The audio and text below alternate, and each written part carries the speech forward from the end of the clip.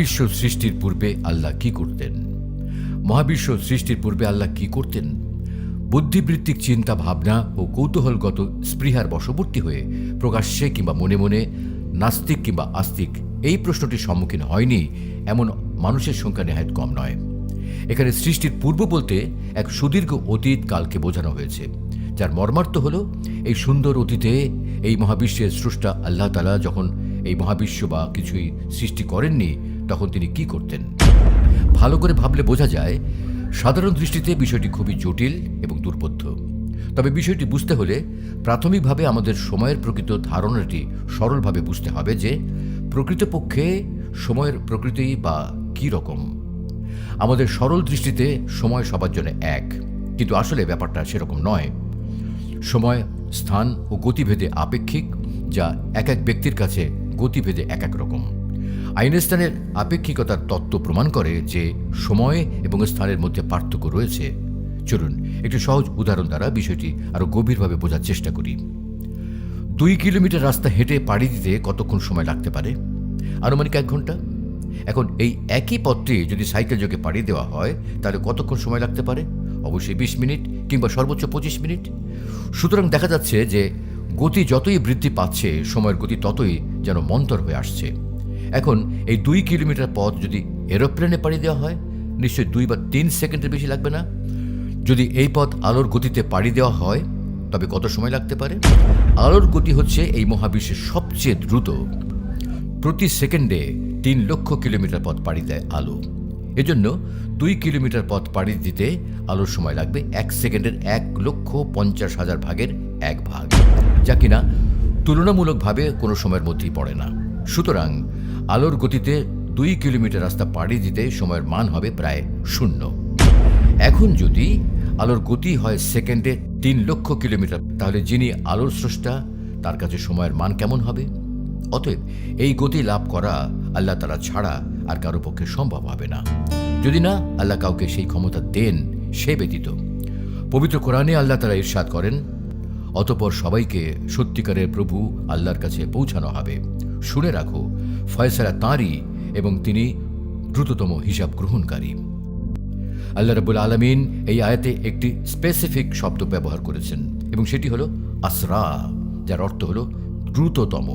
আবার শাব্দিক অর্থে এটি দ্রুত কিংবা দ্রুততর নয়। সুতরাং আল্লাহর কাছে সময়ের গতি শূন্য বা সময় আল্লাহর কাছে স্থির, এটাই প্রতীয়মান হচ্ছে, কারণ তিনি সময়ের চেয়ে দ্রুত কিংবা দ্রুততম। সময় আল্লাহরই সৃষ্টি, তাই সময় আল্লাহর কাছ থেকে চলে যেতে পারছে না। যেহেতু সময় আল্লাহরই সৃষ্টি এবং সময় আল্লাহর কাছে স্থির, সুতরাং আল্লাহর জন্য তখন, এখন কিংবা পরে বলে কোনো কথা নেই, বা সময়ের এসব ভ্যালু আল্লাহর জন্য প্রযোজ্য নয়। অতএব মহাবিশ্ব সৃষ্টির পূর্বে আল্লাহ কি করতেন এইরকম কোনো প্রশ্নের অস্তিত্বই থাকতে পারে না।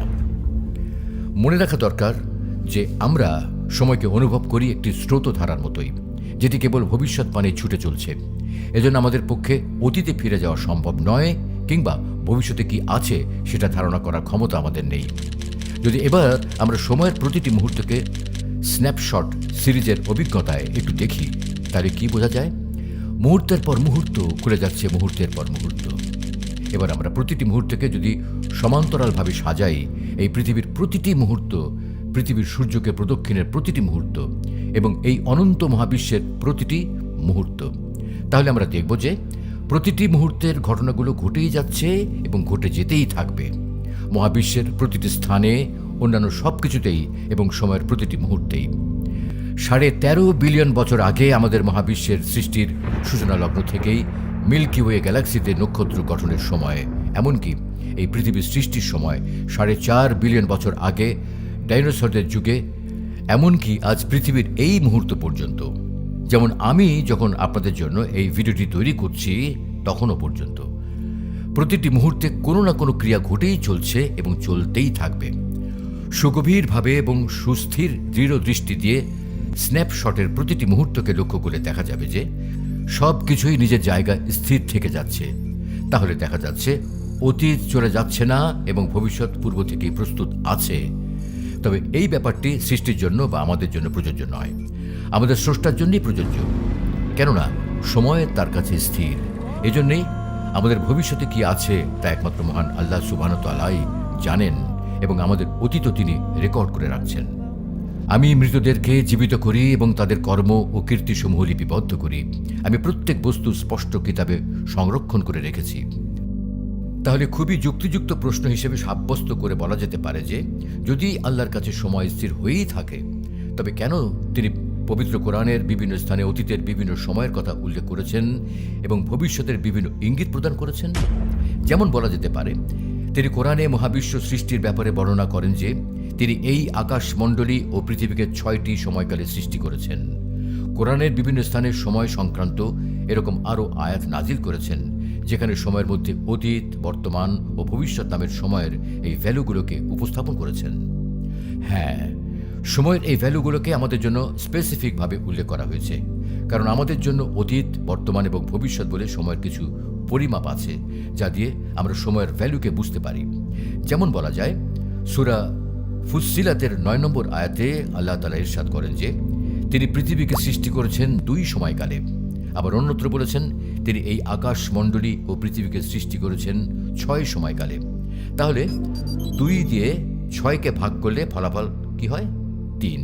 সুতরাং এই ভাগফল থেকে স্পষ্ট প্রতীয়মান হয় এই মহাবিশ্ব পৃথিবীর চেয়ে বয়সে 3 গুণ পুরনো।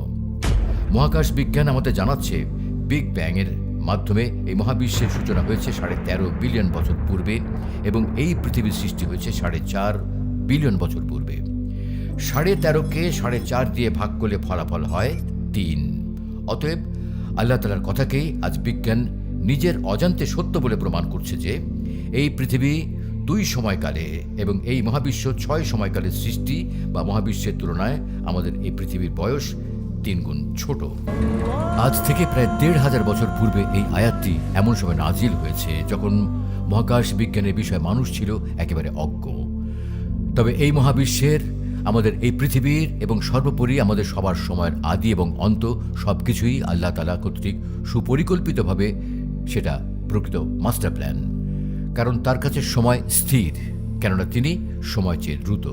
আর তাই মহাবিশ্ব সৃষ্টির পূর্বে আল্লাহ কি করতেন এরকম কোনো প্রশ্নের অস্তিত্ব থাকতে পারে না।